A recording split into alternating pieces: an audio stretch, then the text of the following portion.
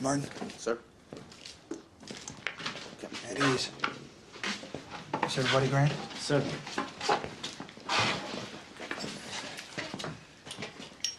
You men did an excellent job last night. I'm proud. I'm proud. I just saw Colonel Sink. He's proud, too. In fact, he's so proud he wants you to do another patrol across the river tonight.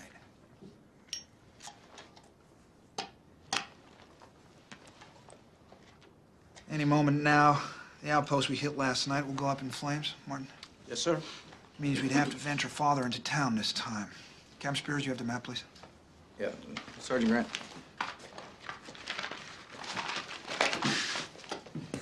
We have enemy movement here and here, which means this is our new house target here. We recovered all the boats, so we'll be setting off from the same place we did last night. We're not changing the plan any, sir. No. Plan's the same. It'll be 0200 hours instead of 0100. Is that clear? Yes, sir. Okay. Good, because, I want you all to get a full night's sleep tonight. Which means in the morning, you will report to me that you made it across the river into German lines. We're unable to secure any live prisoners.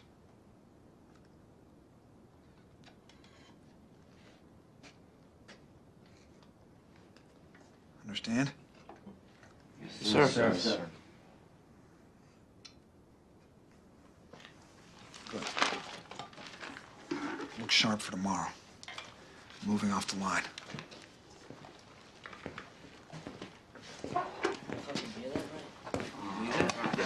Good.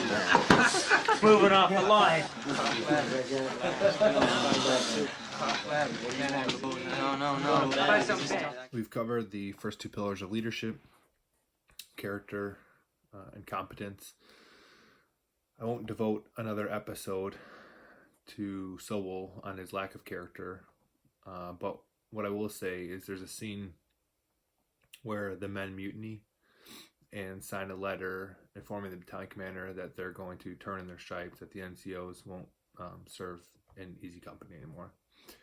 This highlights an important lesson on character. You can only fake the funk for so long. You might fool higher, but your men will ultimately know the real you. You can't mask it forever.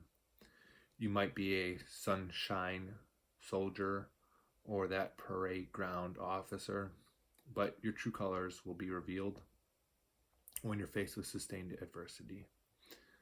You can only temporarily hide or mask your character and deficiencies. Eventually, who you are will always surface. But let's talk about the final pillar of leadership, compassion. In this scene, Winters authorizes a ghost patrol. This calls into question his moral courage. But I argue that sometimes compassion trumps the rules. What we really see here is a gray area. In combat, just like in life, things are rarely black and white.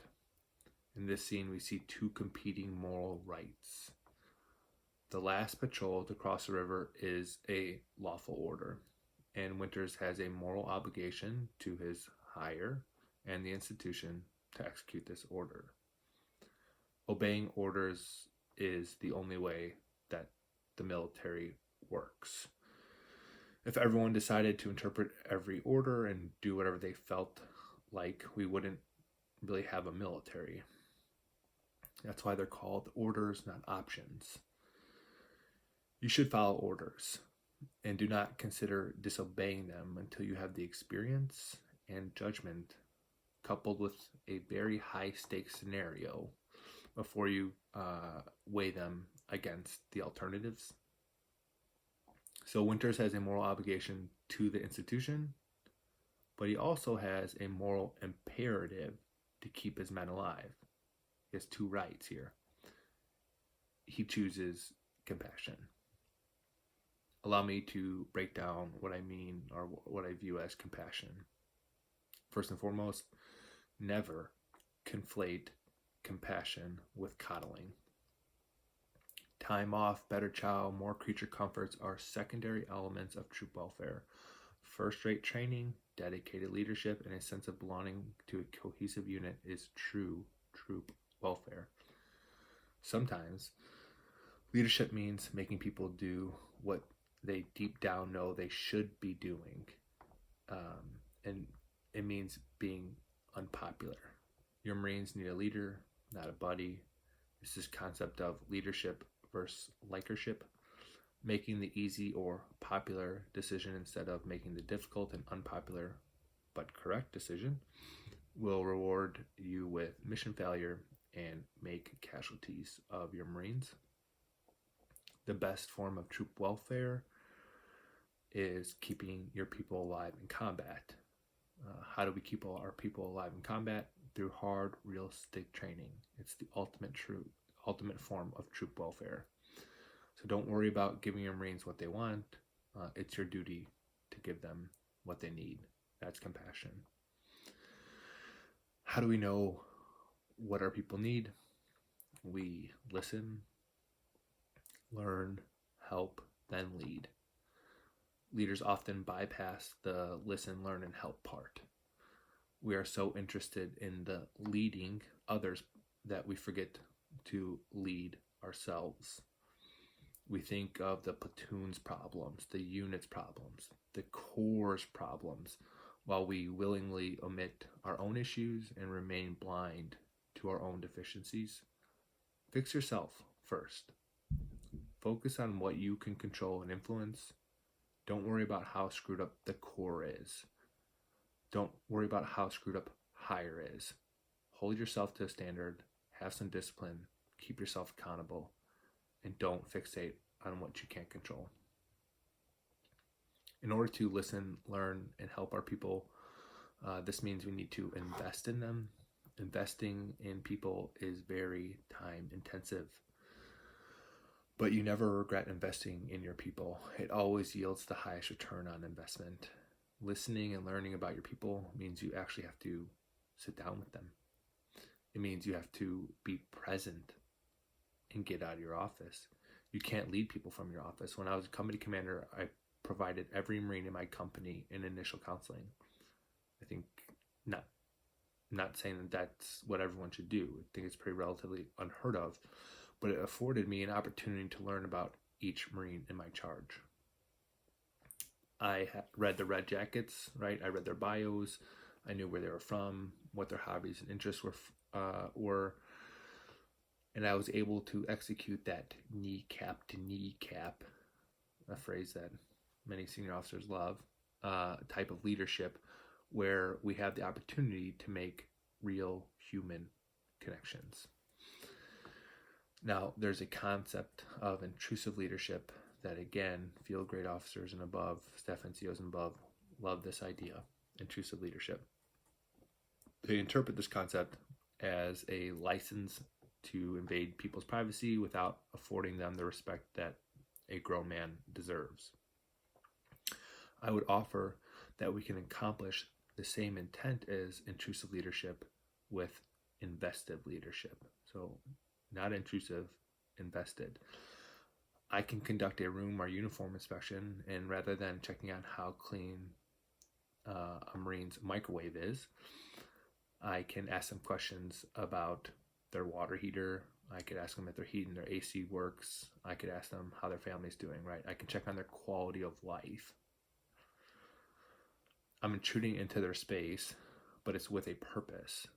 The purpose is to learn about them, to check on their welfare, to see how I can help them.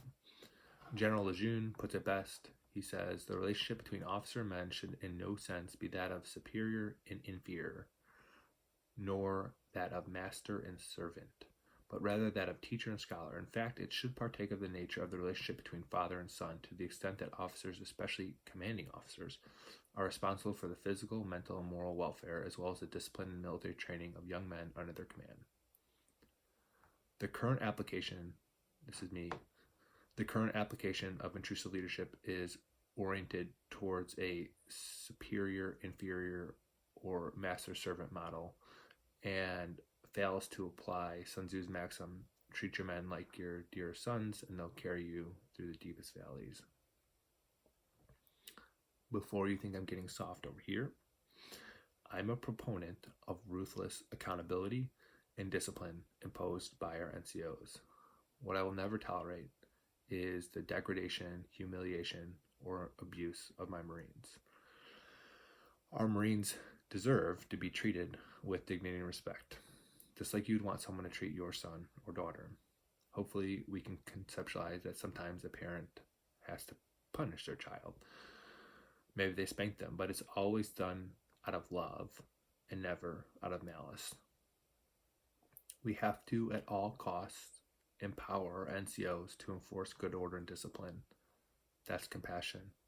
I always told my NCOs that if they could connect the dots between the crime and the punishment, here's the infraction, here's the remediation. If they could connect the dots, I would always have their back. That I would be willing to go down the ship with them, right? But you'll never be able to connect the dots in a scenario where you show up drunk after hours to a junior Marine's room, humiliate them, degrade them because you outranked them. I told my NCOs that if I ever found out shit like that was happening, that I'd actually be the first one to burn them. Now, I was the most investigated company commander probably in 7th Marines, maybe in 1st Marine Division's history. And a lot of that revolves around the fact that I supported my NCOs applying conventional means of correcting discipline or lack of discipline within their unit. Every time I was investigated, the glove didn't fit. I was acquitted because I can connect the dots between the actions that my NCOs took and the deficiency or issue that they were correcting. It's worth noting that I never even had a modicum of these types of issues as a platoon commander back in 2009, because back then when we talked about NCO empowerment, we actually meant it. But that is a topic for another day. If you care about your people, if you have compassion, they'll make the transition from being followers to supporters. Rule number 3, don't be an asshole and give a fuck about your people.